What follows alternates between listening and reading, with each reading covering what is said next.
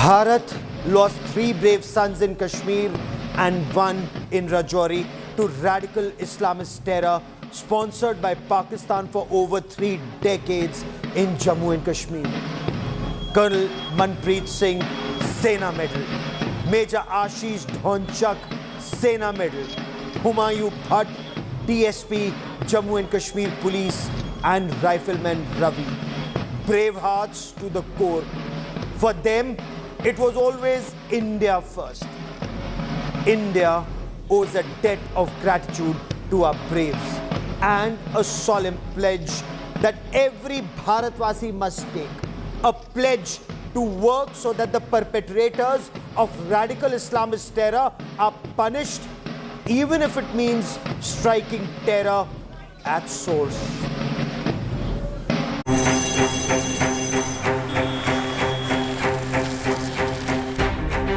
Two encounters in Jammu and Kashmir.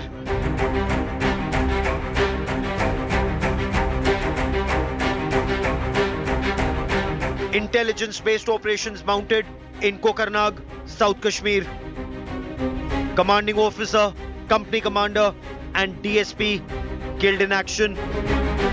Pakistan अपनी तरफ से काफी कोशिश कर रहा है फॉरेन टेररिस्ट को यहाँ भेजने के लिए, ताकि हमारे जो भीतरी हालात हैं, अंदरूनी हालात हैं, उसमें किसी प्रकार की वो रुकावट पैदा कर सके और हम उसे किसी हालत में कामयाब नहीं होने देंगे.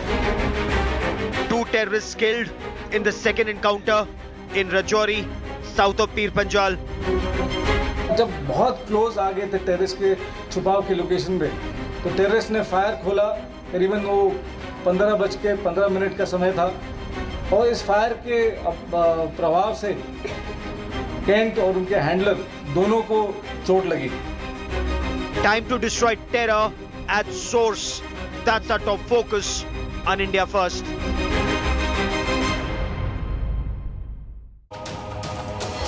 The operation in Anantnag is still underway. I'll get you the latest. I'm Gaurav Sawant.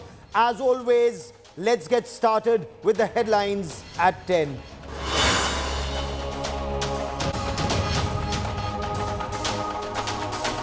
Centre releases a tentative list of the agenda for Parliament's special session to discuss 75 years parliamentary journey. 4 bills, including the CEC appointment bill, in the government's list.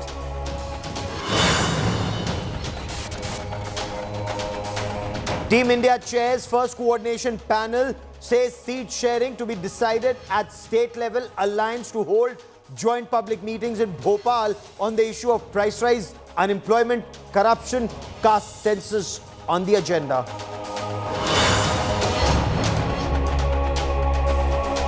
After the grand success of G20, BJP hosts a victory bash for Prime Minister Narendra Modi at the party headquarters. The Prime Minister to host a dinner for Delhi police personnel who were deployed for the G20 security duty.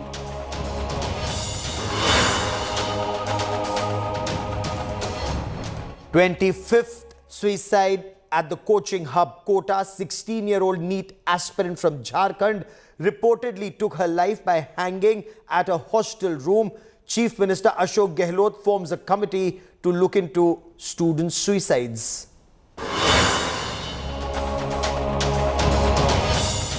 Big boost for India's defense. Indian Air Force receives the first C-295 transport aircraft from Spain. The aircraft is the first of the 56 such transport aircraft ordered by the Indian Air Force under the 21,935 crore rupee project.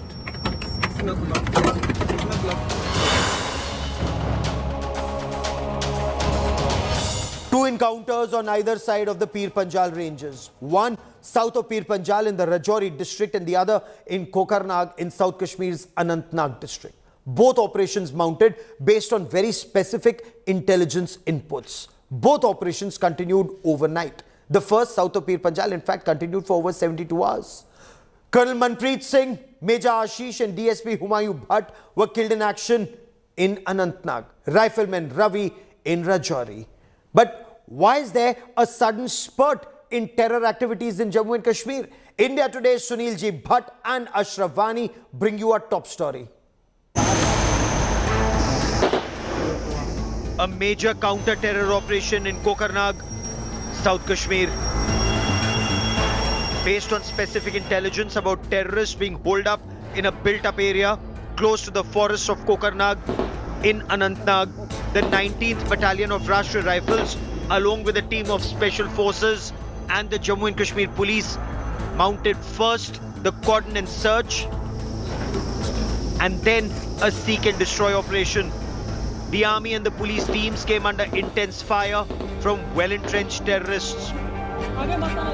The commanding officer of 19RR, Colonel Manpreet Singh, Company Operations Base Commander Major Ashish, along with Deputy Superintendent of Jammu and Kashmir Police Humayun Bhatt, were directly in the line of enemy fire. According to initial information, terrorists opened fire at the army and the police teams. The army and police teams immediately mounted a counter operation to break out of the ambush. As soon as details of the operation came out, Lieutenant General Rajiv Ghai, the Chinar Corps commander, flanked by Dilbag Singh, Director General of Jammu and Kashmir Police, and Vijay Kumar, Additional Director General of Kashmir Police, rushed to monitor the operation. Pakistan अपनी तरफ से काफी कोशिश कर रहा है foreign terrorist को यहाँ भेजने के लिए, ताकि हमारे जो भीतरी हालात हैं, अंदरूनी हालात हैं, उसमें किसी प्रकार की वो रुकावट पैदा कर सके। हम उसे किसी हालत में कामयाब नहीं होने देंगे। Colonel Manpreet of 12th Sikhlai, Major Ashish and DSP Humayun Bhatt made the supreme sacrifice of their lives in this operation. Till late evening, heavy gunfire was heard in the thickly forested area around Kokarnag.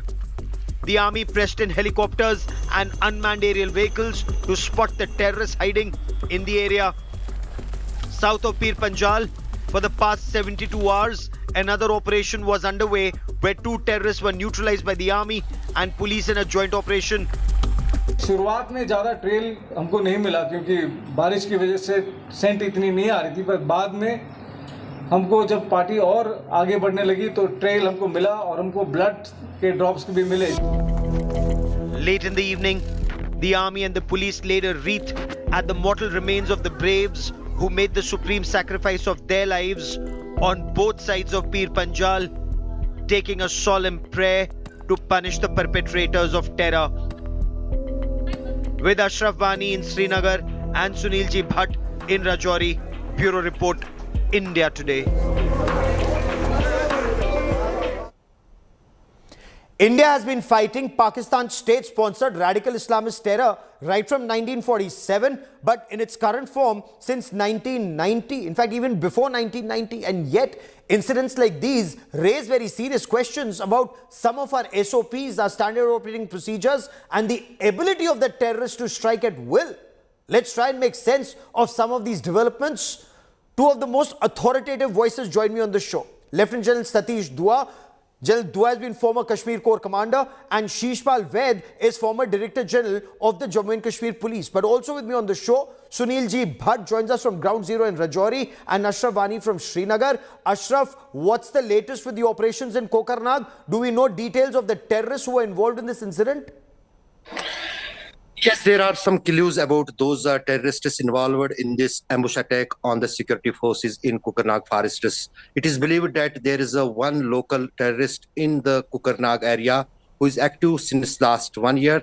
He is with 2 foreign terrorists who are hiding for last many months in the forest. In fact, there was tip-off on which this operation was launched jointly, as you said, by Army and the Jammu and Kashmir Police in the Kokarnag area. But there was some kind of miscalculation where probably the terrorists might have some clue about the movement of the security forces towards their hideout, and they indiscriminately fired on the leading party, which was headed by and led by the commanding officer himself of 19 Rashtriya Rifle, which is responsible in the area, then also the company commander of the area and the DSP of the same area in Kokarnag and Anantnag. Now, the main focus of the security agencies is to trap and neutralize these terrorists in the dense forested, but it is very tough because there is a vast area. As you talk about the Pir Panchal, there are Yes. so many ways and nalas around that forest where the terrorists can hide or move out. But security forces have now inducted the special forces also in the operations.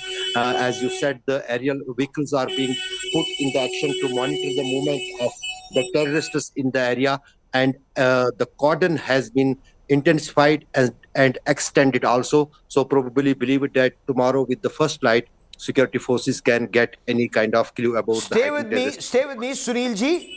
Very alarming what the army commander said. Army commander Northern Command told you that terrorists are now coming by road using either the Punjab border route or they're coming in from Nepal. Well, Gaurav, there has been a change in strategy as far as Pakistan is concerned and terrorists are concerned. Now they are focusing on the hill districts of Jammu region, particularly the twin border districts of Rajouri and Poonch. And that is why in the last 2 years, we have seen that terror activities have increased in both these districts. There have been many counter-terror operations. There is presence of, terrorists still there in the forest belt of Rajouri and Poonch. And I have been speaking to my sources in the security establishment, and they have confirmed me that as many as 3 groups of, foreign terrorists, Pakistani terrorists are active in the forest belt of Rajouri and Poonch, and they are, hiding there. They may also be receiving some logistic support from their local, supporters. And that is why the security forces have, intensified their operations in the border districts of Rajouri and Poonch. Okay. And redeployments are also being sent. More troops are being deployed there. And the priority is to, neutralize these terrorists as soon as possible, because these terrorists are looking for an opportunity to carry out a major, terror strike on the security forces and security But my installations. concern is, in the Sunil border. ji and Ashraf, and I want to bring in General Dua and Mr. Ved. Even if you kill terrorists who are already in India, it's like pruning the branches or leaves of the terror tree with roots in Pakistan. These leaves will grow again. The branches will become stronger again. You have to keep pruning these branches and leaves. Shouldn't you strike at the roots of terror? But General Dua, before I come to that question, General Dua, the loss of a commanding officer, the loss of a company commander and the loss of a DSP in one single operation would point to a very alarming ability of terrorists to strike at the military leadership. Some lowly scum of a terrorist killing the cream of our army. First of all, Gaurav, let me just express my condolences to the families of those who made the supreme sacrifice, and also to their units. Sad as it may be, but Gaurav, everyone will agree.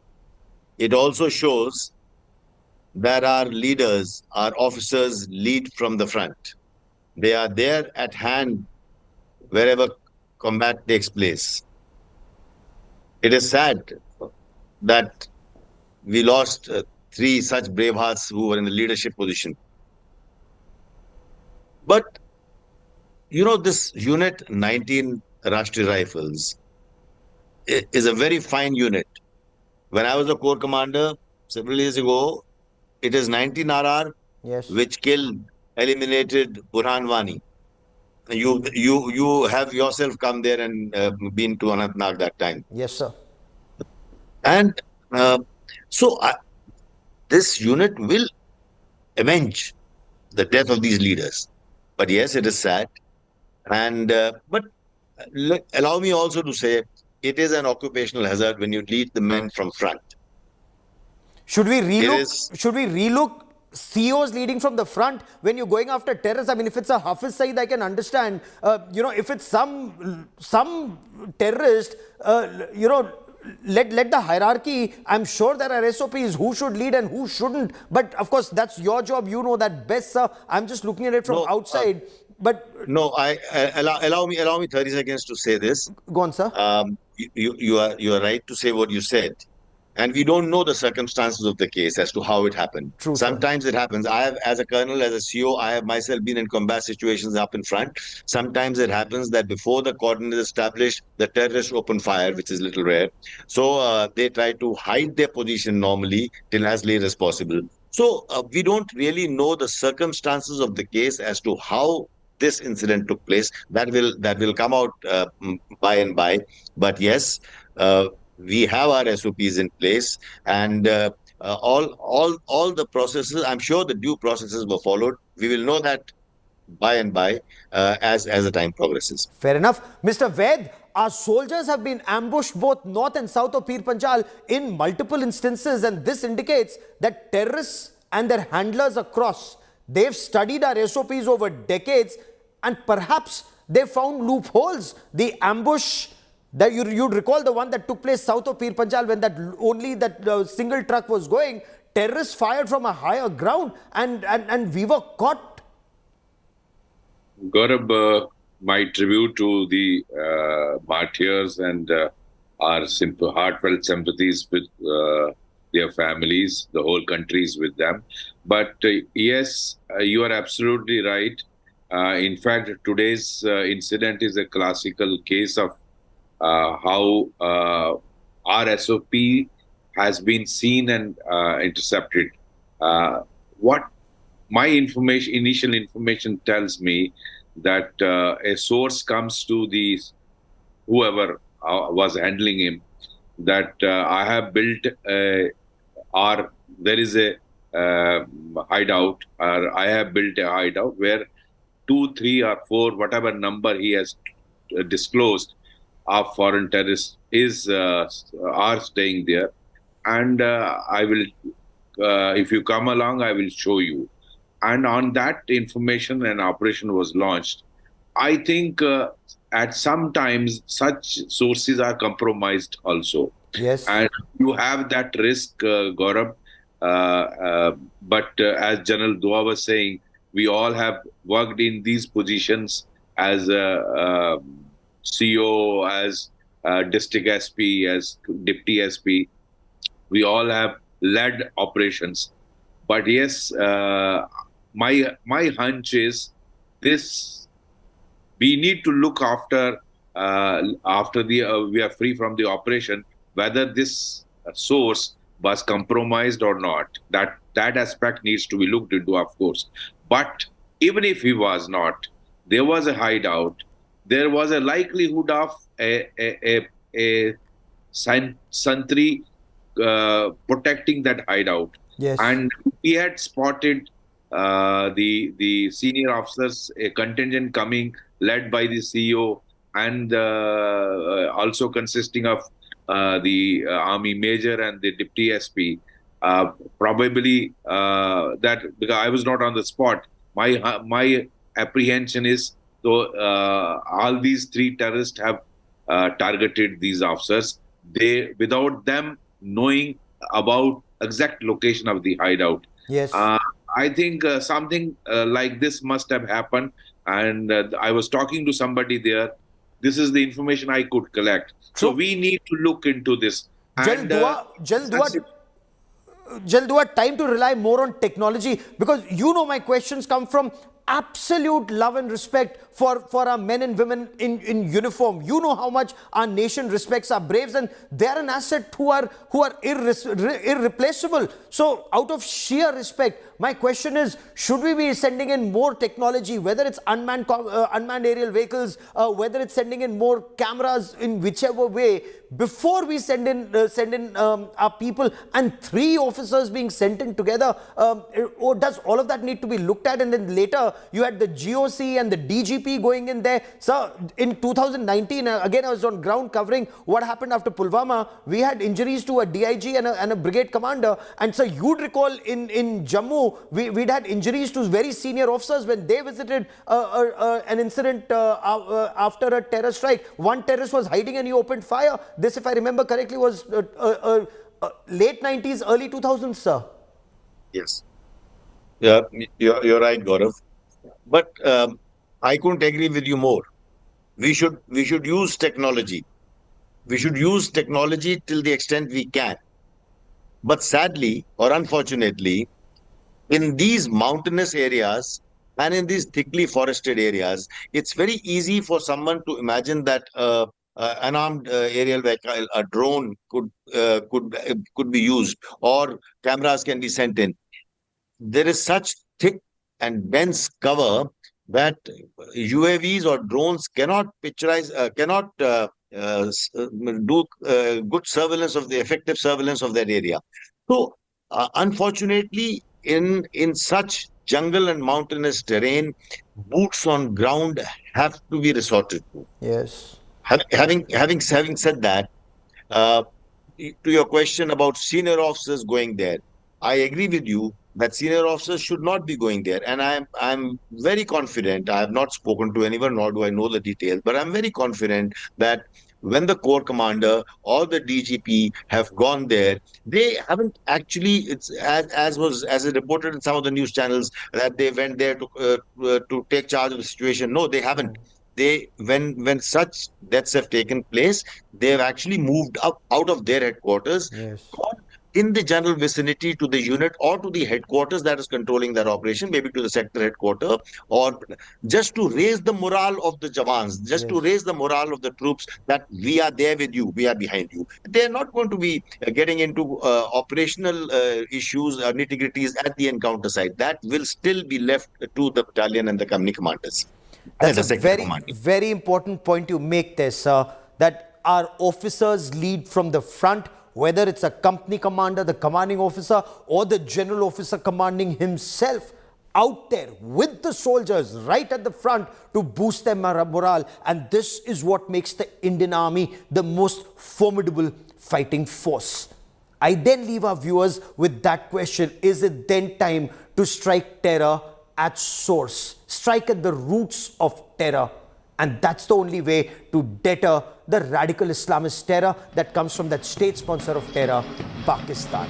But as I leave you with this thought, time to declare Mahabharat on radical Islamist terror coming from Pakistan, I want to leave you with images of our braves as we salute our braves who've made the supreme sacrifice of their lives, keeping India first.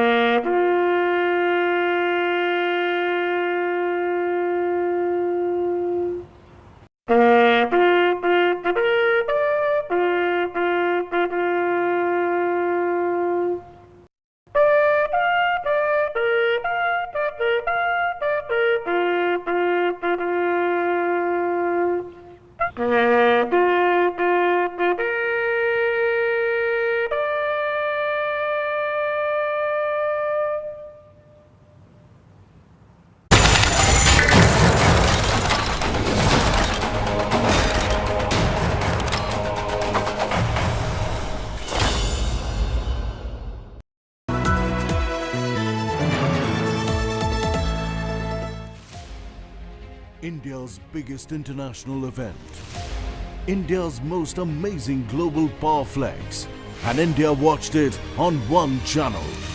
The biggest team from the venue, the most watched anchors, blazing fast images and news breaks, and first with